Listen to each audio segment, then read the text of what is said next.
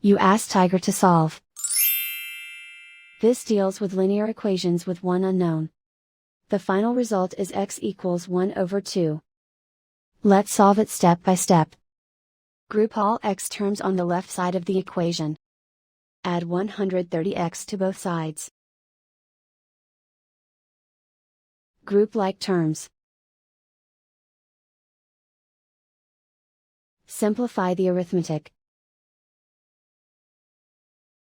Group like terms.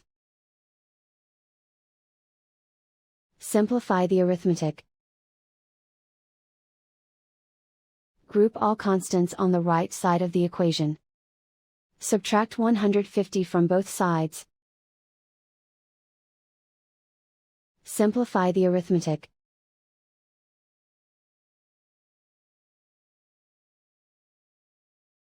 Isolate the x. Divide both sides by 200. Simplify the fraction. Find the greatest common factor of the numerator and denominator. Factor out and cancel the greatest common factor. And so the final result is x equals 1 over 2.